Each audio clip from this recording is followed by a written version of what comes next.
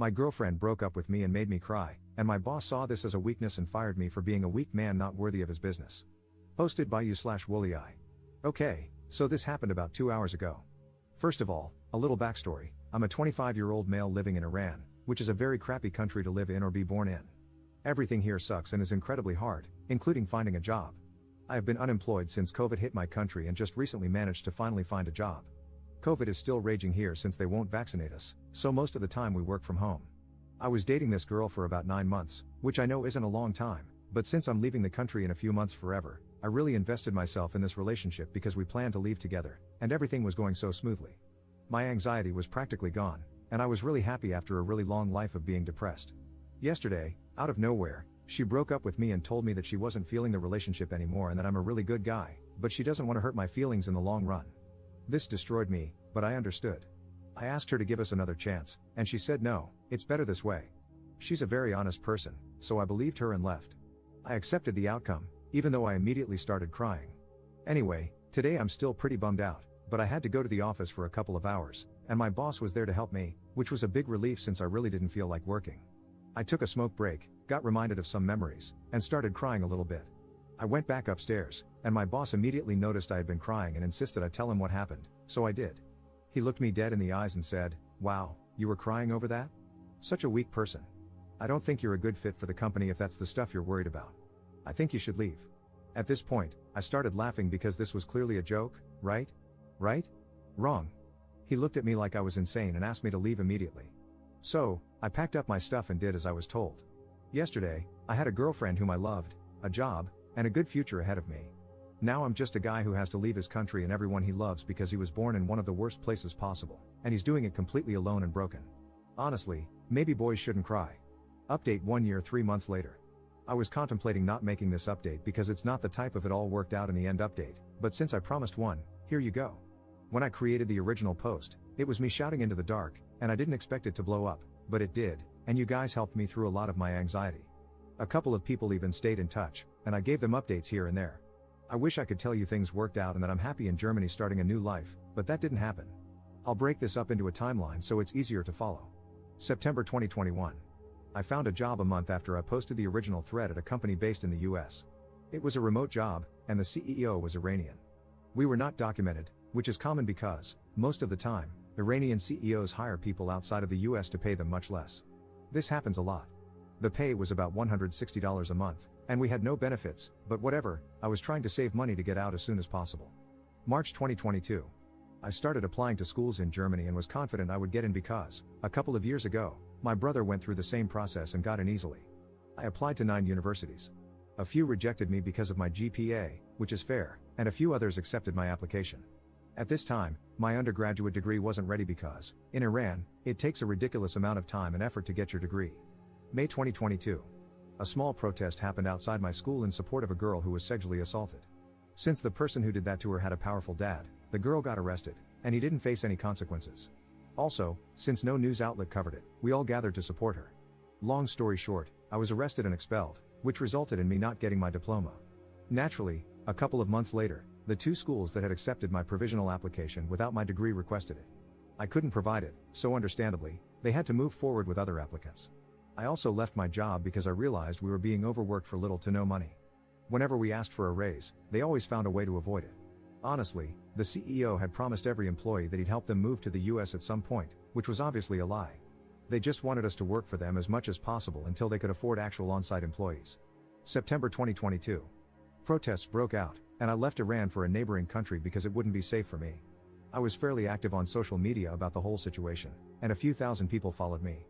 3 days after I left, they showed up at my house in Iran and tried to arrest me, but luckily, I wasn't there. If I go back to Iran, I won't make it past airport security. For the past 2 months, I've been trying to find a job, but I haven't been successful. I have a half-decent resume, but I keep getting rejected because of the country I'm in right now. I'm exhausted and out of options. I'm burning through my savings, and in a few weeks, I'll either be homeless or have to go back to Iran and get arrested. I'm in a really dark place and have little to no hope for what's to come. I miss my friends and my family. I just wanted a normal life. I know I'm being pathetic, and I didn't want to post this. I wanted something good to happen so I could update you guys with happy news, but everything keeps getting worse. This will probably be my last post on this matter and on Reddit. Sorry if I let you guys down. Second update 2 years 1 month later. First of all, I'm writing this here because I can't, for the life of me, figure out how to post on any of the previous subreddits without it getting removed. I don't think this will reach far, but to those who are interested, here we go.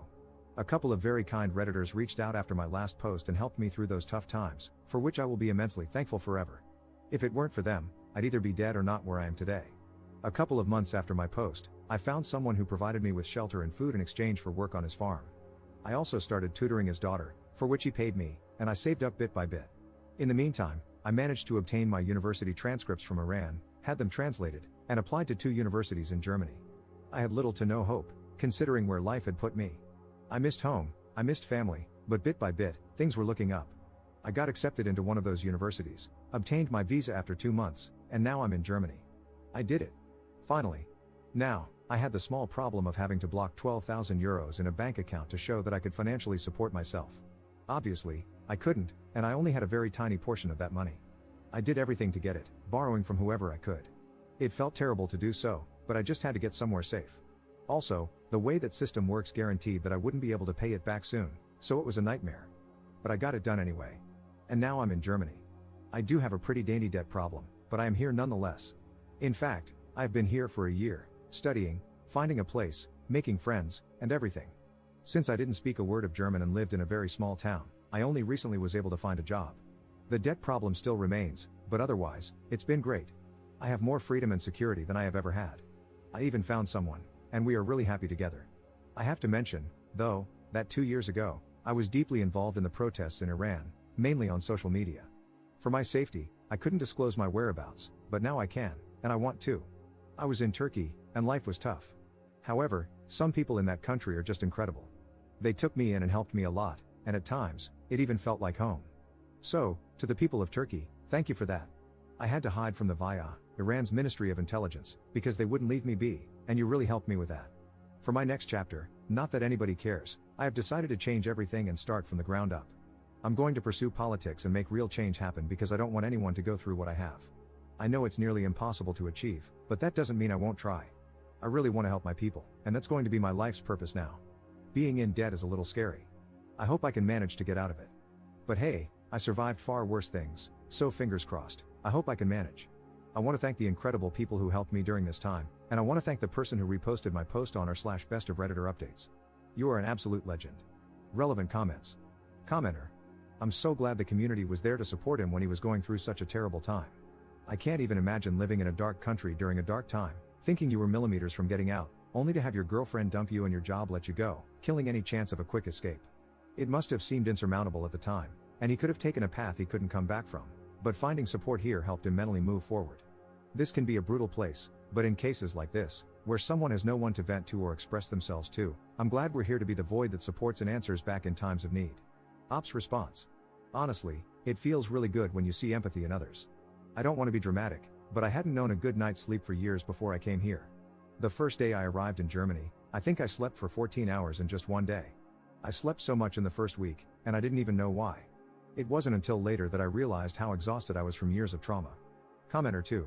Second generation immigrant here.